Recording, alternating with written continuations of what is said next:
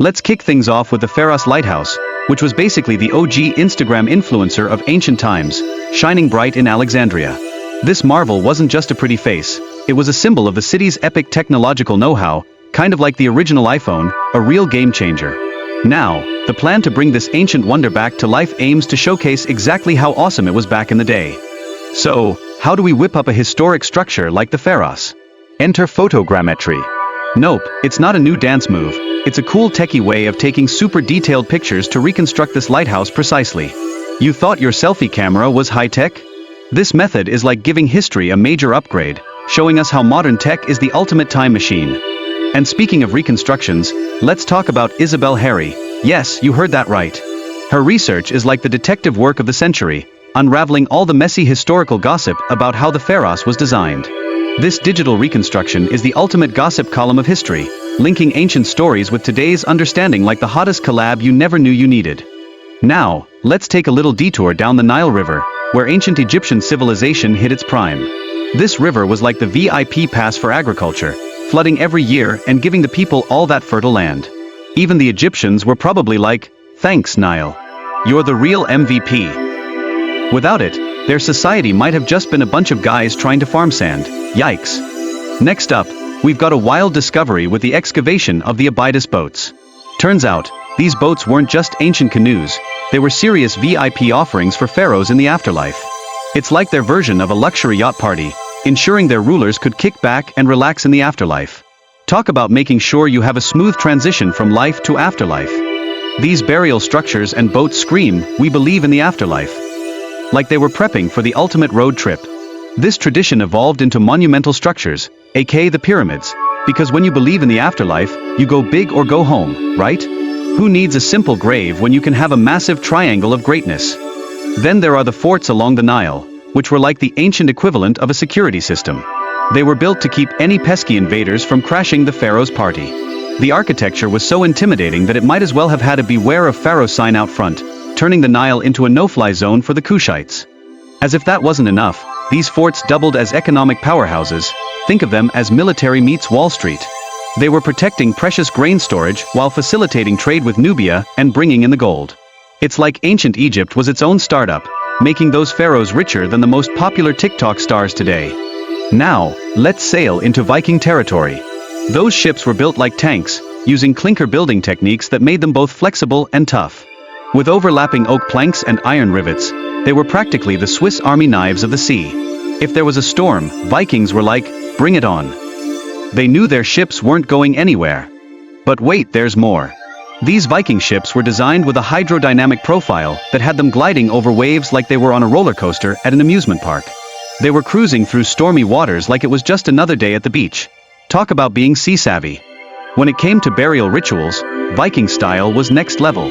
They buried their kings in ships, along with heaps of treasure, ensuring they had everything needed for the ultimate after-party. Seriously, it was like their version of a luxury cruise for the afterlife, complete with all the best goodies for the journey ahead. Now onto Richard Lundgren's mission to find the Mars.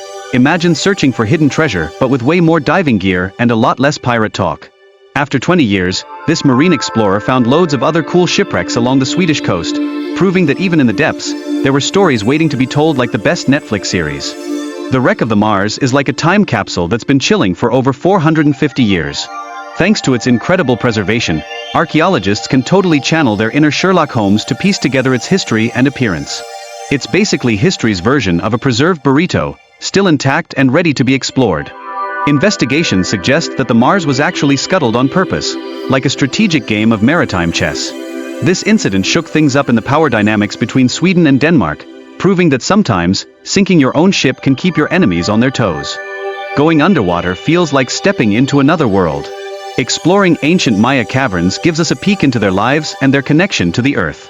Scientists are finding all sorts of artifacts that add new layers to our understanding of their civilization, making it a real-life archaeological treasure hunt. Recent discoveries, including a new stone, hint at a kingdom known as Sak-Tzai. This throws a wrench in the whole Maya collapse happened suddenly theory. Instead, it's looking more like a slow fade-out, much like your Wi-Fi during an important game, frustrating but somehow expected. Advanced tech is making archaeology cooler than ever. With photogrammetry, archaeologists can visualize ancient Maya sites in jaw-dropping detail, Think of it as creating a 3D video game level. This tech helps us realize these settlements were way bigger than we thought, making the ancient world seem like a bustling metropolis. Design similarities between Palenque and Lacangit-Celtal suggest the rulers of Sac-Tzai were basically trendsetters. They borrowed Palenque's architectural style, proving that just like today, ancient kings were influenced by the coolest kids on the block. It's all about keeping up with the architectural Joneses. And then there's LiDAR technology. This is like the X-ray vision of archaeology. It allows scientists to peek beneath thick jungle canopies and uncover ancient structures, giving them a clearer picture of the past. It's a game changer that preserves the sites while letting us learn more about them. Talk about archaeological multitasking. Some evidence suggests that the monuments at Sac-Tzai were intentionally destroyed, like a dramatic breakup between the people and their rulers during the 9th century. This shows that society can adapt or try to, even when the trust goes down faster than your phone battery during a binge-watch session. Cenotes were the ancient Maya's water coolers, and exploring these underwater caves sheds light on their relationship with water and rituals. It's like finding out they had their own secret spots to hang out and chill. It's crucial for understanding how they thrived, especially during times of drought. With photogrammetry, researchers are creating mind-blowing 3D models of artifacts, revealing their true significance. It's like turning the past into a virtual reality experience without the need for VR goggles. Who knew history could be this immersive and cool? The ancient Maya were serious about their rituals, pulling out all the stops with bloodletting and sacrifices to please their gods during tough times. It's as if they were saying, "Gods, we've got some heavy stuff going on. Can you send some rain our way, please?" Definitely a desperate move when environmental stressors like drought hit hard. Excavation of Herculaneum revealed fewer bodies than its neighbor Pompeii, sparking some serious curiosity about what went down during that volcanic eruption. It's like a history mystery that needs solving. What really happened? Time to dig deeper and uncover the truth. Recent findings even include a villa that opened the door to the everyday lives of Roman folks, including enslaved individuals. This gives us a peek into the less glamorous sides of Roman society. Think of it as the behind-the-scenes look at a reality show you didn't know existed.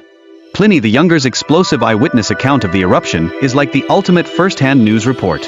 He dropped some significant details about when the volcanic chaos began and its aftermath, essential info that helps us piece together the disaster's narrative like a giant puzzle we're all trying to complete.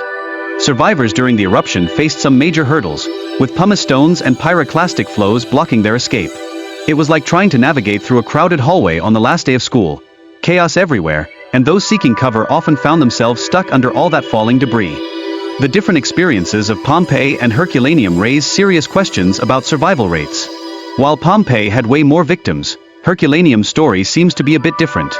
Excavations showed a whole lot of people stuck in Pompeii, while the lucky few in Herculaneum had a different fate, like they somehow got the VIP pass. Analysis of remains in Herculaneum indicated that intense heat, not suffocation, was the real culprit. Imagine being caught in a literal furnace. This discovery shows just how lethal conditions were during the eruption, proving that volcanic eruptions are definitely not the ideal situation. Most folks in Herculaneum managed to evacuate, though some ironically decided to chill behind in the boat chambers. It's like they thought, nah, going out in a storm isn't my vibe, which highlights the varied responses to the disaster. Sometimes, you just have to roll the dice. The pyroclastic flows were like lava that took no prisoners, reaching temperatures of at least 500 degrees Celsius. Those caught in the chaos didn't stand a chance. It was instant and brutal, adding to the madness that engulfed both cities. Talk about a fiery finale. Archaeological findings give us a glimpse of life during the eruption, capturing the utter madness as people experienced an event they couldn't even comprehend. This snapshot is like a freeze frame of chaos that helps us understand how suddenly everything changed for those ancient folks. The eruption blasted out an enormous column of ash, visible from neighboring islands and making it look like the apocalypse was happening. Imagine everyone staring at this massive cloud like, "Uh-oh, this can't be good." It must have sent chills down the spines of the locals, who were probably panicking. And if that wasn't enough to freak everyone out, tsunamis generated by the eruption topped out at 30 feet. These waves swept away entire communities, leaving the Minoans scrambling to survive. It's as if Mother Nature played her ultimate prank, and unfortunately, it didn't end well for them. After all the natural disasters, a long stint of agricultural failure only added fuel to the fire of the Minoan civilization's collapse. This was like a bad sequel nobody wanted, leading to their loss of power and control over the Mediterranean, which was definitely not the plot twist they were hoping for.